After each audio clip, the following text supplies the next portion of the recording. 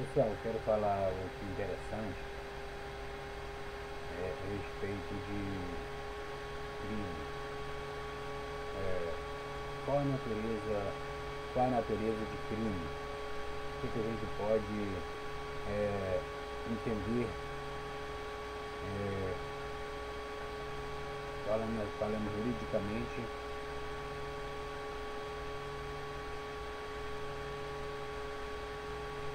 ou seja,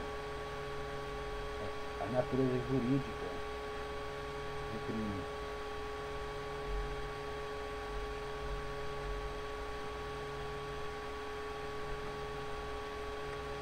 A natureza jurídica de crime, ela precisa ser ilícita, típica, antijurídica e culpável.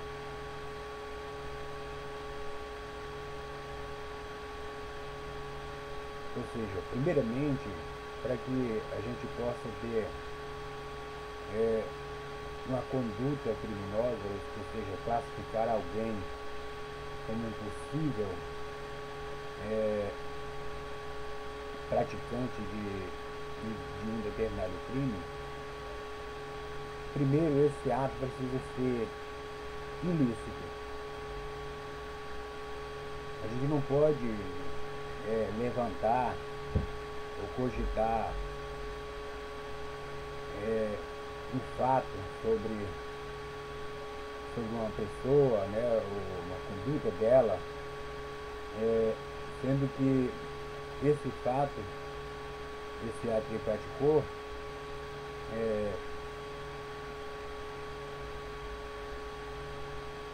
precisamente precisa ser ilícito. Porque se não for ilícito, não existe possibilidade jurídica de responsabilizá-lo. Por outro lado, além da questão da licitude, tem a questão típica. Ou seja, a conduta da pessoa precisa ser típica e não atípica. O que quer dizer isso? Essa conduta precisa subsumir o tipo incriminador, que é aquilo que está previsto em lei. Por isso vem aquela questão de quando a gente fala que alguém faz uma lei hoje a despeito de algum crime, mas de repente alguém cometeu um crime ontem, por exemplo. A pessoa, ele cometeu um determinado crime, que já havia uma previsão em lei. Então a pessoa faz uma lei hoje e que quer, tipo, retroativamente aplicar naquele crime que aconteceu ontem, que já havia uma previsão legal referente ao tal crime. Por que dizer isso? Isso só poderia, essa retroatividade só poderia ocorrer caso esse novo tipo incriminador fosse, digamos assim, favorável ao réu. Digamos assim, fosse algo que trouxesse o benefício para o réu. Aí, nesse ponto, poderia retroagir. Senão, não há a menor possibilidade de que a gente possa utilizar uma lei feita hoje, nesse momento, tentar aplicar em crimes que aconteceu ontem, semana passada, mês passado, ano passado. É impossível que se possa fazer. E mesmo que se leve isso efeito, pode ser perfeitamente desfeito através, né, de ADI, por exemplo, né, de ato, né, de inconstitucional, uma ação direta de constitucionalidade, ADI. Então o que acontece, o que ocorre? Então, primeiro, precisa que esse fato precisa ser ilícito. Em segundo lugar, ele precisa ser típico. Precisa haver uma previsão sobre aquele crime. Você não pode se irmar assim de uma hora para outra e falar, a gente precisa criar uma lei agora, porque surgiu aí um crime aí novo, né? Aconteceu algo inesperado, surpresa. A gente não havia uma previsão sobre esse crime, então a gente precisa de uma lei para poder puni-lo. Perfeitamente, pode fazer a lei. Só que não vai servir para punir esse crime, né? Vai punir o que ocorrer dali para frente. Por exemplo, amanhã, depois, daqui uma hora, mas não pode ser aplicado naquele crime. Então aí a questão típica, né? Ou seja, ilícita, típica, a questão de antijuridicidade, né? Esse é o terceiro ponto, né? Ele se traduz com a conduta que é contrária ao direito, ou seja, é contra a lei. Então nós temos aí caracterizado, né, a antijuridicidade, ou seja, um ato contrário ao direito, ou seja, que a lei, né, condena, propriamente dito. Então, essa é a terceira fase de crime. Quarto, culpável, ou seja, a conduta culpável. O que significa? Que essa pessoa, o ato que ela praticou, o fato que ela praticou, precisa ser conduzida, tido como algo assim, digamos assim, vamos ser mais cientificamente falando. Por exemplo, a conduta que essa pessoa fez, ela não podia, ou seja, ela podia praticar uma outra conduta diferente daquela, por exemplo. Se ela podia praticar uma conduta diferente do que ela produziu, então a gente tem aquela conduta como culpável, aquela conduta dela ali. Se, por exemplo, se o que ela fez, digamos assim, ela praticou algo e é impossível que ela pudesse produzir tomar, ou seja, uma outra conduta diversa daquela. Na prática, por exemplo, uma pessoa estava ali de repente em um determinado local e alguém chegou, né, assustou ela de repente, ela se assustou e quando se assustou foi com a mão na pessoa, a pessoa caiu e se machucou. A pessoa ali provocou uma lesão na pessoa. Então assim, diante desse fato dela estar ali tranquilamente, ser assustada, alguém assustou ela e ela se assustar e a sua mão tropeçou, né, tocou na outra pessoa, caiu e de repente ocasionou uma lesão, isso não pode ser atribuído a ela.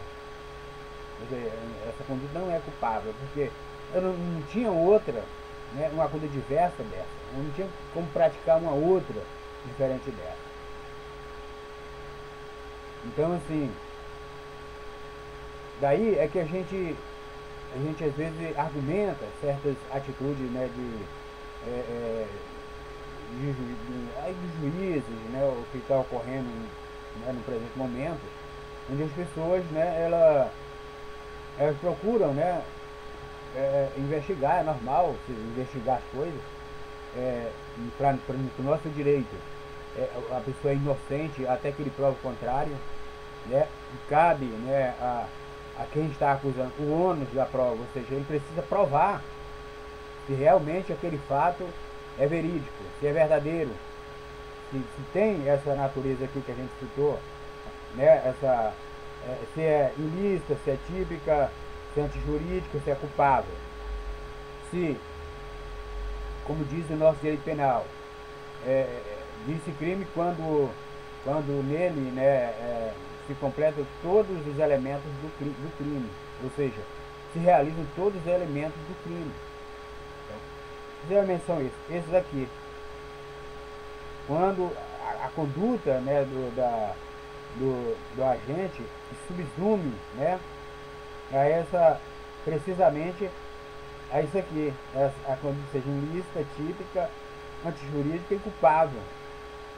Se não se encaixar em nenhum desses, vamos dizer que ele realmente ele praticou uma conduta, porque é impossível alguém ser arguido sobre um ato sem que não haja, né, feito nada, né? Impossível isso. Agora, ele fez algo sim, tá? Ele cometeu uma falta, um delito. Só que esse delito que ele cometeu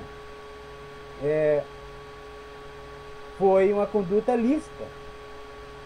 Você não tem como puni-lo se o que ele fez para o direito, isso é, para o direito penal, é lícito aquela conduta. Eu não posso, não podemos, a lei não permite que a gente venha incriminar alguém por algo, né, algo lícito. E para o direito é lícito, porque existem muitas condutas que mesmo praticadas no direito penal é lícito. Não é ilícito. Então, essa coisa da pessoa ser investigada é normal, mas até que se prove o contrário. As provas, né, que vão ser levantadas, outra coisa, a pessoa não pode, de maneira alguma, de forma nenhuma, produzir prova contra si mesmo. Por isso que um fato que agora aconteceu no Brasil, por exemplo, o Lula, ele arbitrariamente alguém sequestrou ele, a Polícia Federal, por algumas horas, né? Aquilo é prisão, porque mesmo que temporária, mas não é uma prisão. E por que se diz isso? Porque a gente só é preso assim em flagrante delito. Quando a gente comete, a Constituição prevê isso. Ninguém será preso senão em flagrante delito. Então, mas ele está sendo investigado e tal, ele precisa, só que ele tem que ser orientado pelos direitos dele, né? Você vê que uma pessoa antes, para ele chegar, uma denúncia aceita, né, sobre uma pessoa, vamos dizer assim, o juiz acatou a denúncia, muito bem. Então, ali, o juiz, ele vai, o processo de instrução, ele vai chamar o réu, vai chamar lá a parte do Ministério Público, no caso, está acusando ele e tal, e diante desses fatos, né, ele pode levantar a defesa dele, que ele nem precisa fazer, é o advogado dele fazer isso por ele, ele não precisa. Então, assim, levar o Lula para ir fazer o depoimento, né, contraria o princípio constitucional, que ninguém pode produzir prova com si mesmo. Isso é a lei de silêncio. Você não pode contrariar esses princípios, porque é inconstitucional essa atitude. Então, assim, ainda que você tenha a pessoa suspeita, ainda que você está sendo investigado e tudo, mas você não pode fazer um depoimento. Você não pode, que isso vai ser contra você. Você não pode ser levado para fazer o depoimento aí, vamos dizer, a queima-roupa. Não, bora, agora senta aí, conta tudo para nós. Não, isso daí é tortura psicológica. Porque as pessoas acham que tortura é no sentido apenas de quando você leva a pessoa, põe um pau de arara, tira a roupa dele e ali, né, fustiga ele, né, ou atenasa, ou seja, o que é atenazar? Pegar um ferro quente e ficar cutucando nele para que ele confesse as coisas. Então, você pode fazer isso também psicologicamente, você chamar alguém num lugar sem proteção alguma, sem advogado, sem ter orientação nenhuma, e tentar arrancar dele uma confissão. Isso é contrário à lei. A lei não te permite fazer isso. A lei permite até, por exemplo, vamos dizer que alguém vá em uma determinada residência em busca de apreensão e de repente também leve a pessoa que está lá, o pertencente a ele, aquelas coisas, até por uma questão de proteção daquelas provas, que ele pode, né, ele poderia, né, arrumar um jeito de obstruir a justiça, fazer alguma coisa, mas em maneira, em hipótese alguma, essa pessoa poderia dar um depoimento. Ela poderia ser levada em custódia assim, simplesmente por cautela, né? Por proteger, né, os elementos de prova, mas jamais ser submetido a um depoimento, porque isso é como se fosse produzir prova contra si mesmo, e a lei é contrária. Então, é isso que a gente fala sobre conduta ilícita, típica, antijurídica, culpável, ou seja, o ato que a pessoa fez pode parecer, assim, aos olhos nu de quem não entende direito, nem conhece as leis, pode parecer crime, sendo que aquele ato, para o direito, no caso do direito penal, ou às vezes até para um outro diploma, como o civil, como, né, o direito, o CDC, direito do consumidor, né, direito tributário, direito eleitoral, todos outros. Aquela conduta ali é lícita, né, para o direito. Para quem está lá de fora que não entende o direito, todo mundo gosta de dizer, eu conheço as leis e tal. Só que é complicado, até para quem estuda as leis, para entender certos pontos, né, é complicado, é difícil, não, você precisa estudar meses a fios para poder ter um entendimento sobre algo. Quando você vê os ministros do STF, né, aqueles 11 ministros lá, e você vê que eles precisam dar o voto deles sobre alguma lei, alguma questão ou um caso concreto, eles precisam justificar o voto deles. Ou seja, eles escrevem várias laudas, né, de papel ali, né, escrito, né, na frente, atrás, e você vê que ele demora ali tentando explicar, né, por que ele está dando o voto dele parecer contrário àquele caso concreto.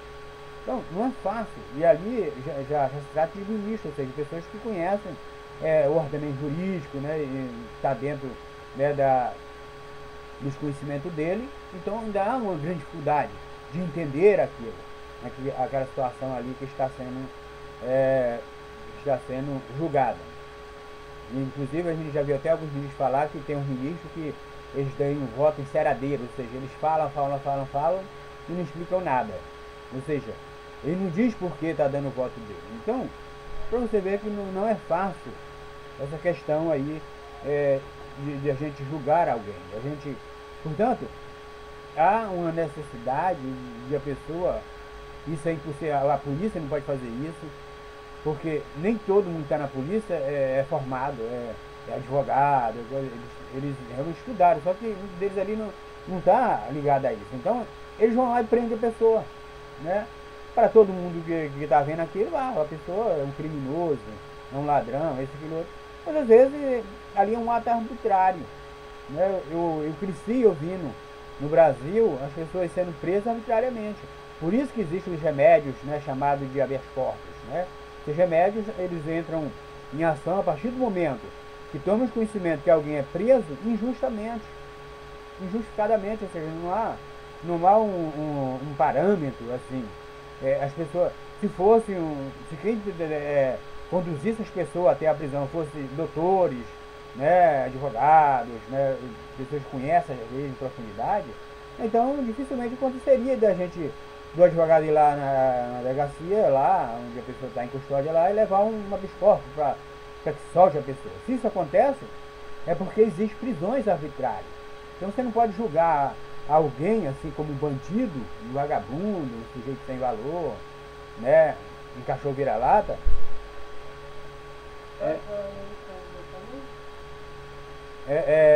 Digamos assim, você não pode fazer isso porque alguém prendeu ele. Olha. Isso aí é natural de quem não entende, não está sabendo. Eu lembro de estar no Brasil em algum lugar e policiais dirigiram a mim falando muitas coisas, eu citei a Constituição. A partir do momento que eu citei a Constituição, né, eles já pararam, eles já começaram a agir de outra forma. Por quê? Alguns deles conhecem aquilo, mas assim, aleatório, não tem uma visão ali completa, nem para favorecer ele mesmo, porque senão policiais não seriam presos. Por que policiais são presos? Por exercitar o seu ofício. Porque exerceu esse ofício inadequadamente, equivocadamente. Por exemplo, ele comete crimes ali porque ele não sabe daquela conduta dele. Se ele fosse uma pessoa que entendesse totalmente de lei, assim, dificilmente ele seria preso, né? Porque ele agiu de uma forma equivocada, a conduta dele foi criminosa, né? Foi ilícita, foi típica, né, de jurídica e culpável, ou seja, vai ser, em vez de condenar alguém, ele que será condenado. Então a gente não pode sair por aí. Agora, o que deixa a gente admirado é que muitas das vezes alguém que vai prender alguém, assim, justamente nesse caso a preço aconteceu com o ex-presidente Lula, foi orientado por um juiz, ou seja, havia um mandado, de condução, né, coercitiva. Então, a gente fica assim, preocupado porque a partir do momento que eu conheço a lei, que eu sei que aquela minha atitude, né, é contrária ao direito, ou seja, é antijurídica, por que eu sendo magistrado, no caso dele primeira instância, juiz, quer dizer, ele é blindado, pode, né, tomar várias decisões ali, que a lei garante para ele, não dele mesmo, essa daí já é dele mesmo, quando ele vai contra a lei, ou seja, que ele contraria os princípios constitucionais, então isso aí ele está fazendo arbitrariamente. E quando a gente fala assim, ó, é arbitrária, ou uma prisão arbitrária, quer dizer assim, que aquele juiz, né, agiu contraditoriamente, né, os direitos individuais. E quando a gente fala de direitos individuais, eles são interpretados para a lei estritamente e não extensivamente. Você não pode interpretar a liberdade individual, né, amplamente, ou seja, entrando na vida do indivíduo, né, tirando dele principalmente esse principal, que é o direito de ir e vir. Quando você infringe esse ponto principal do direito individual, é gravíssimo, né? Porque, veja bem, você é um cidadão brasileiro, você paga seus impostos, você trabalha, né? Você tem o seu ofício, não interessa, né? Se você for um político, né? Desde que foi eleito, né? É outra coisa complicada, porque a pessoa é eleita pelo povo, né? E somente o povo pode agir. E quando a gente fala do povo aí, o povo ele está inserido na lei.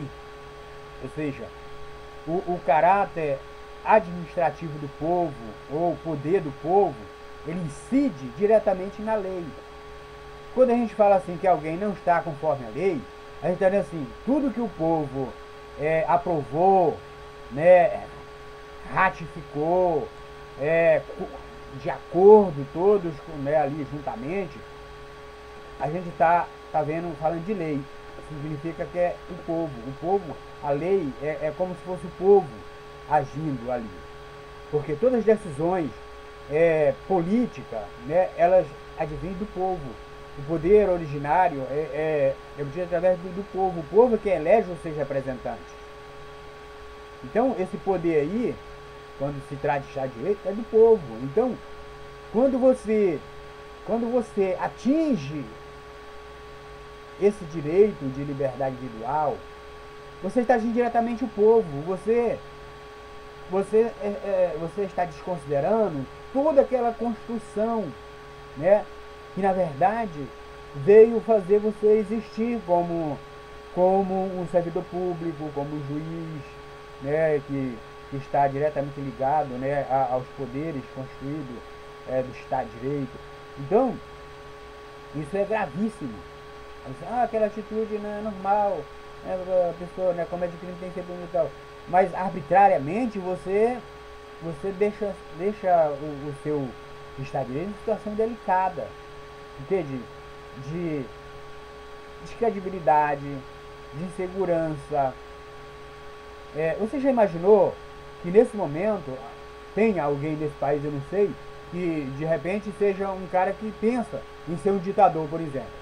Quando ele tiver o apoio da população em geral, que os entes assim constituídos, as instituições em si, são frágeis, débeis e irresponsáveis, que não cumprem com o direito, que desprezam, né, os direitos da população em geral, ou seja, desconsideram, né, a decisão do povo em relativo a pleitos, eleições, as coisas todas. Quando isso vinha à tona, imediatamente esse mesmo povo que constituiu esse sistema de direito, eles podem pegar e se colocar na mão daquele cara, que é o ditador, que é o revolucionário, que é o cara que pode agir agora arbitrariamente, e todo esse aparato que é protegido pela Constituição deixa de existir. Porque a partir do momento que alguém agora apoiado, né, por uma massa, né, uma maioria, o povo, ele se torna um ditador, ele acaba com tudo isso, né, desaparece, ou seja, não precisa mais de ter nenhum sistema existente, vai partir tudo dele, né, ele vai até fazer uma nova Constituição. Então, veja, quando você atinge o direito do povo, você produz, né, a lume, né, você produz a lume, a possibilidade de que apareça alguém ali e usurpe esse poder para si. Porque você se sente incapaz, incompetente de manter isso transparentemente orientado de forma coerente, responsável, que seja o cumpridor da lei, principalmente se você é um juiz, né, se você tem toda essa blindagem do Estado, então você precisa valorizar isso. Porque à medida que você, sendo o principal guardião disso, você pode estar incorrendo em sérios riscos, inclusive você mesmo. Porque a partir do momento que aquele poder se desfeita e outro usurpador entra, você já era. Você entende a gravidade, né?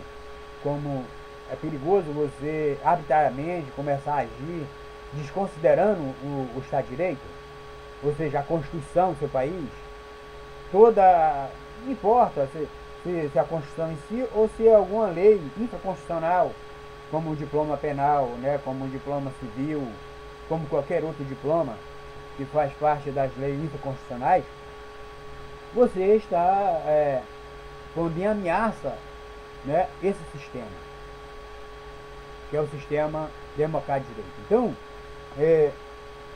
Então é a natureza de crime. Você precisa estar bem certo do que você está fazendo. Se você estudar, os meus professores, eles dizem assim, olha, se algum de vocês for juiz algum dia, vocês terão muito tempo no ar-condicionado, fazendo ali um lanchinho, comendo alguma coisa, para decidir, tomar uma decisão. Então você não pode tomar uma decisão trilouca, né, desnorteada, incoerente, incompatível com a função que você exerce.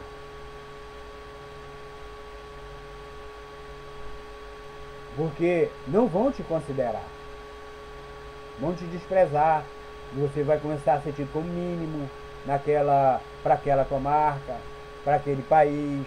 Se for um lado de grande repercussão nacional, o seu nome vai ser cogitado em todas as coisas. Quem está elogiando essa atitude são outras pessoas que não têm juízo.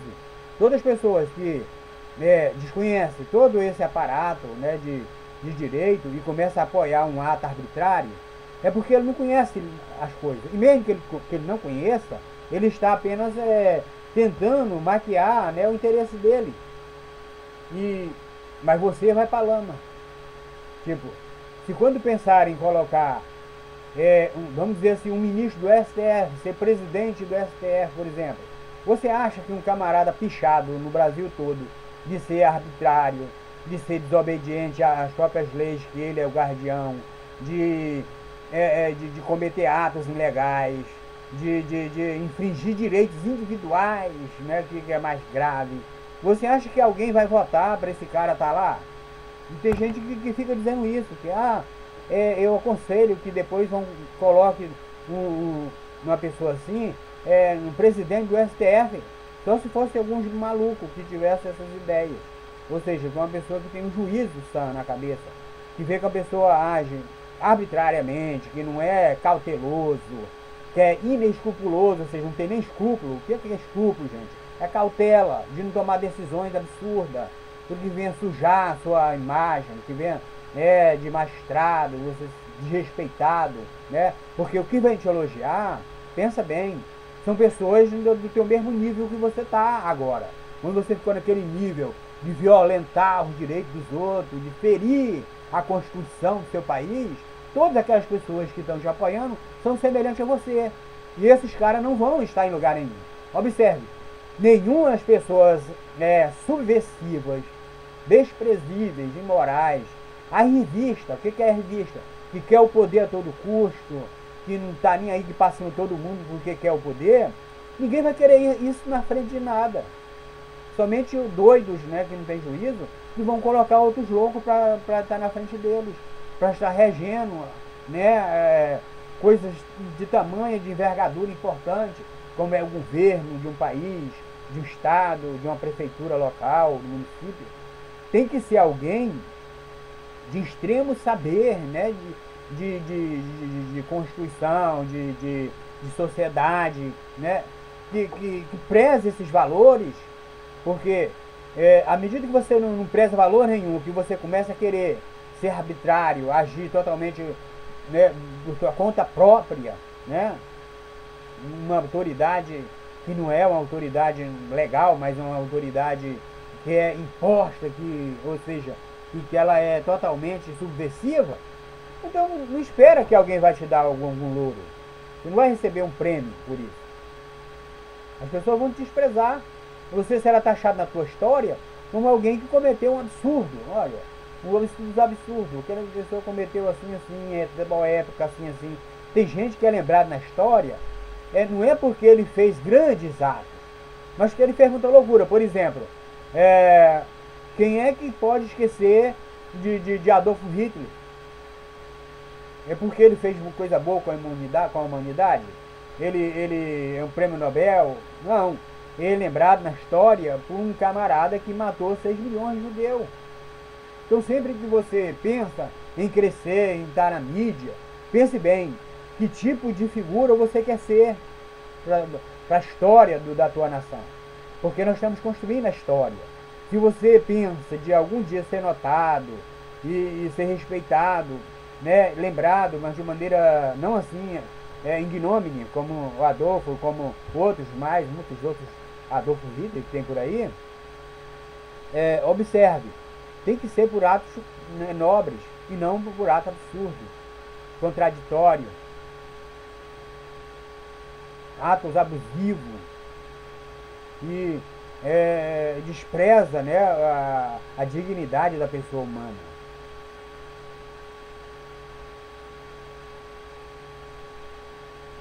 Então assim, antes de você subir em algum cargo, onde você estiver, pensa bem que tipo de pessoa você é e a competência que você tem de conduzir aquilo até o fim, porque todo mundo pode começar.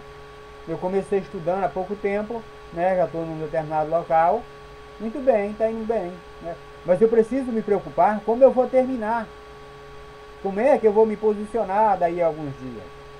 Quando eu tiver de posse, né, desse diploma, que eu realmente vou poder agir, como é que eu vou me conduzir?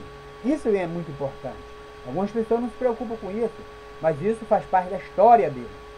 Porque ele pode ter começado numa situação muito humilde e terminar numa situação totalmente controvertida, absurda, né, absoluta, totalmente imoral. Então a gente precisa ter muito cuidado, isso em todos os sentidos. Como pai de família, como esposo, como delegado, como juiz, como médico. Todas as funções que exercemos no mundo, elas precisam ser bem orientadas. Porque você pode começar agora e daqui a pouco você virá um caso de publicidade nacional, mas não por coisas boas, mas porque agiu através daquele ofício de maneira absurda, ignorando tudo que havia para você respeitar e conduzir. Se vocês têm pressa para agir, fazer alguma coisa, vocês precisam esperar, porque isso precisa seguir, ter uma sequência e dentro das normas já pré-estabelecidas. Então não é simplesmente você tomar conhecimento de que alguém comete algum crime e já condenar aquela pessoa, julgar, botar ela amarrada no pau de arara, fazer acontecer. Não. Você precisa seguir esses parâmetros, esses trâmites, né, do direito constitucional e do direito penal, enfim, de todos os direitos que você conhece. E quando se trata de magistrado, ele conhece todas as leis do ordenamento jurídico, né?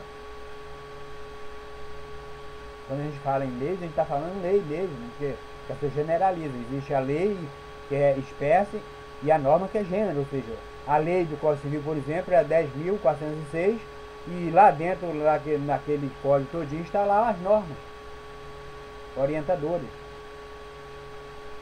das condutas que serão direcionadas à medida que elas estiverem, né, para ser levadas, né, a reconhecer os seus atos de responsabilidade. Então, assim, a gente precisa ter muito cuidado quando se tratar, né, de crimes.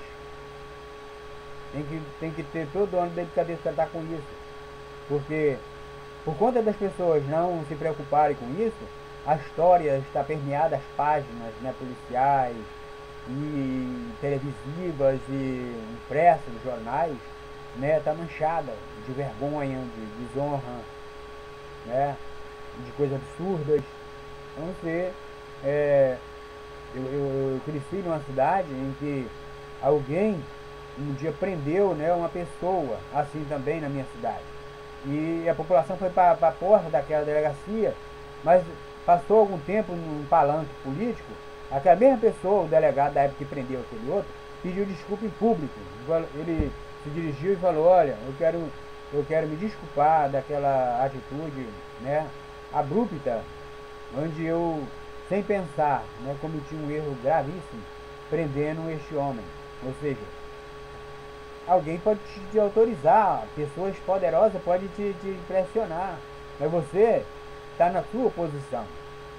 Você pode dizer sim ou não. Não vai, né? Mas vamos matar, problema.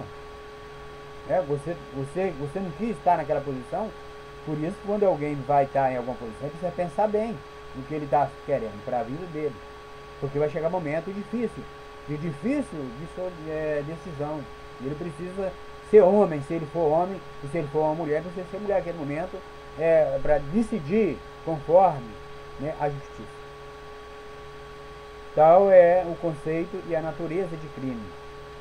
Você precisa seguir essas orientações. Você não pode simplesmente desprezar tudo isso, passar acima de tudo isso e humilhar as pessoas, jogar a honra dela no lixo, na lama, fazer deles, né, a dignidade dele que fica mínima, já não tem quase e é tirada. Então tudo isso é preciso ser visto à luz do ordenamento jurídico, nesse caso brasileiro. É por isso que às vezes a gente fala, se você desprezar tudo isso, vai ter que bater nas portas dos europeus. Por que os europeus? Porque eles valorizam a ciência do direito. Ninguém age que louco, assim, contraditoriamente. As pessoas consideram, né, aquela ciência que eles levaram anos para consolidar. Então até nisso a gente precisa parar de pecar em relação ao ordenamento jurídico. Você tem que preservar isso, porque é uma conquista. Você tem o direito hoje, graças a esforços árduos de pessoas que lá no passado estiveram comprometidos com o direito, respeitaram isso, amaram, né, tiveram o máximo cuidado em conduzir, né, esse ordenamento, a ponto, né, de sacrificarem, né, de às vezes, né, não ser entendido até pela sociedade. Mas você não é para você ser entendido pela sociedade, você é para a defesa do direito. Você existe, o magistrado existe para isso, para defender o direito. E não é defender o bandido, não é defender o que está errado, mas é o direito. Então, se você sabe que vai ferir o direito, você precisa agir de conformidade com ele.